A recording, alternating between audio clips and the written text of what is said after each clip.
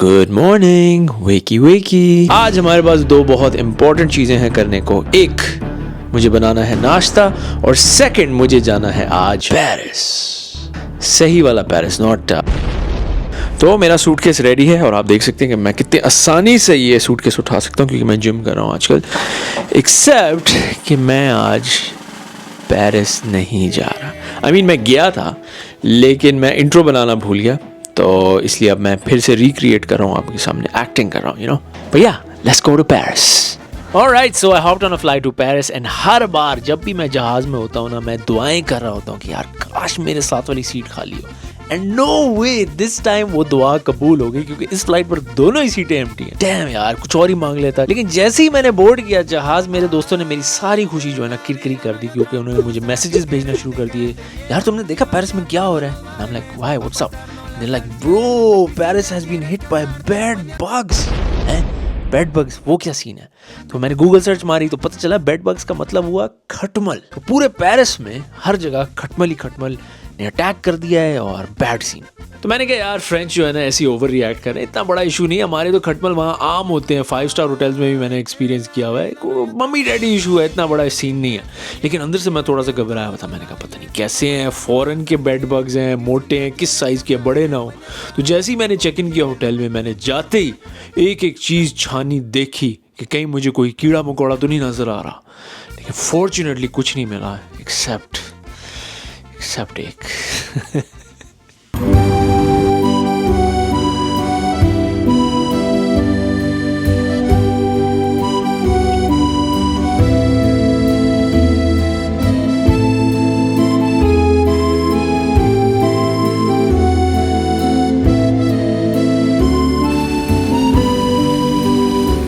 अगर मैं एक ब्रदरली एडवाइस आपको दे सकूं, अगर आप कभी नए शहर में जा रहे हैं तो गलती से भी एडवाइस ना अपने दोस्तों से मांगना कि यार मैं शहर में जा रहा हूँ, कौन सी जगह पे खाना खाऊं या क्या करूँ। Trust me, never ever, because वो ना शो मारेंगे। वो they want you to know कि वो उनको सब कूलेस्ट स्पॉट्स का पता है। सो वो उन जगहों पे खुद कभी नहीं गए होंगे, वो गूगल पे ढूंढ के आपको वो जगह भेजेंगे जो सबसे महंगी होंगी, सबसे फैंसीएस्ट रेस्टोरेंट्स, जिधर वो शायद बाहर से गुजरे हों और उन्होंने देखा कि यार हाँ वो आसमानों से समंदर से आया हुआ, वहाँ पे 400 यूरोज़ का एक फ्रेश जिंदा लॉबस्टर होता है और क्या एम्बियंस होता है। आप बाहर बैठे हुए होते हो टेरेस पे, ऐसी हवाएं चल रही होती है, ब्ला ब्ला ब्ला। तो मुझे ऐसी चीज़ नहीं चाहिए भाई। मैं ऑलरेडी 2 रातों का होटल में 1000 यूरो पे कर रहा हूँ, अब मैं बैठ के वहाँ 400 यूरो का लॉबस्टर तो नहीं खाऊंगा ना। मुझे कोई ऐसी जगह बताओ जो 2 यूरो की हो, 5 यूरो की हो, fast food scene, quick scene हो और बस खा के बंदा चला जाए। एनीवे, 2 चीज़ें जो मेरी चेकलिस्ट पर थी, मैक्रोन्स और द फेमस पेरिस का क्रोसॉन। मैंने बड़ा सुना था जी पेरिस की मैक्रोन्स आपने ज़रूर ट्राई करने, और क्रोसॉन भी। तो मैक्रोन्स मैंने यूएस और कनाडा में मॉल्स में बड़ी दफ़ा देखे हुए हैं, लेकिन खाने का इत्तेफाक जो हुआ ना वो पेरिस में हो फाइनली।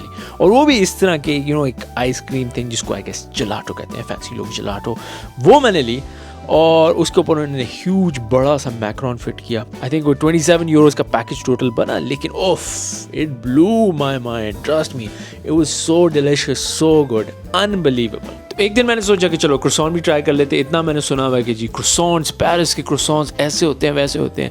तो मेरे होटल के पास एक जगह थी जब मैं गूगल रिव्यूज़ पे देखी, and it was highly rated, so I went there, had the almond croissant, it was delicious, big, huge size, very filling. But क्या वो उतना अच्छा था जितना मैंने लोफोलॉजी इस्लामाबाद में खाया हुआ है? Probably not.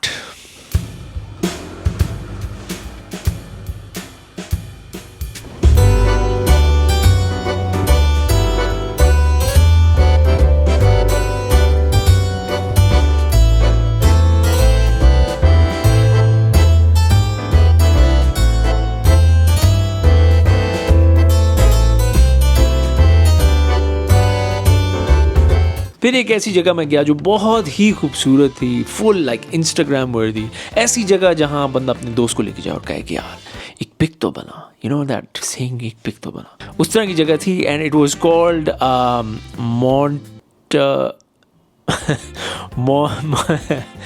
यार ये the French names, let me think, Montmartre, yeah. तो जब मैं मॉनमार्ट्रा ढूंढ रहा था, गूगल मैप जो है वो दिखा रहा था कि अराउंड 50 मीटर्स का डिस्टेंस है, जो कि कुछ भी नहीं है, बट कोई अब्सर्ड टाइम दिखा रहा है, जैसे 50 मिनट्स टू गेट देयर। लगने 10 मिनट चाहिए लेकिन दिखा 50 मिनट्स रहा था, तो समझ नहीं आ रही थी बात। मैंने कहा गूगल में मे भी कोई बग है या जो भी है, बट मुझे उसका जल्द ही जवाब मिल गया, क्योंकि जब मैं गूगल को फॉलो करके वहाँ पहुँचा तो वो 50 मीटर्स फ्लैट नहीं था, वो 50 मीटर्स हवा में था, क्योंकि they were like 300 or so steep steps, like really steep, almost like 90 degree steep. मेरी चढ़ाई चढ़ के ऐसा सांस फूला कि मैंने कहा यार क्या फ़ायदा है ऐसे रोज़ जिम करने का। बट जैसे ही मैं ऊपर पहुंचा, लाइक आखिरी कदम मैंने अभी रखा है और मैं सर उठा के जब वो ऊपर देखा है, मैंने देखा कि यार लोग उतर रहे हैं केबल कार से। केबल कार, ये कहाँ से आ गई cable car?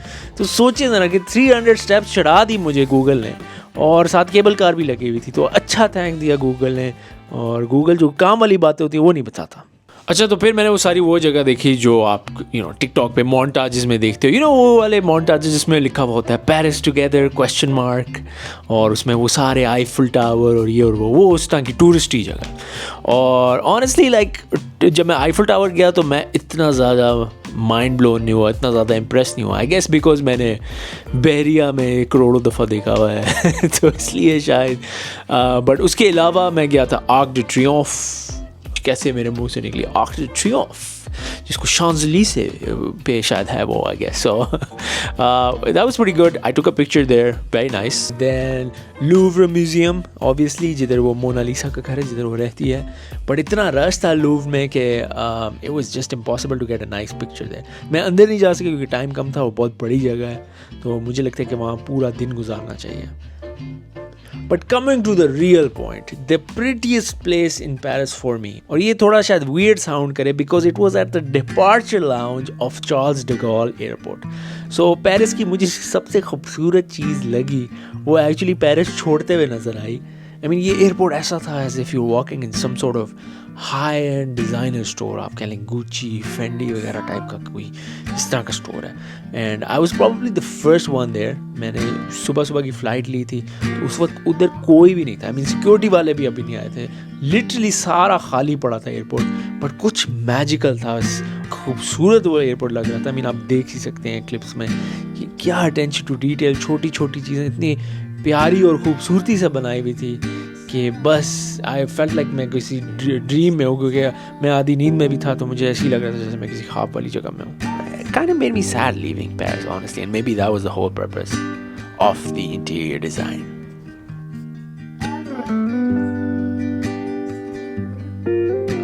So yeah, that was my Paris diaries and what I did in Paris. Now I'm back. जैसे कि आप देख सकते हैं मैं अपने वापस अपार्टमेंट में आ गया हूँ, और बेड बग्स के जाते जाते आपको बताता चलूँ कि जब मैं वापस आया आखिरी दिन पे मुझे नज़र आई बाइट्स, और मैंने कहा चलो जी काम हो गया, बेड बग काट ही गया मुझे आखिर का।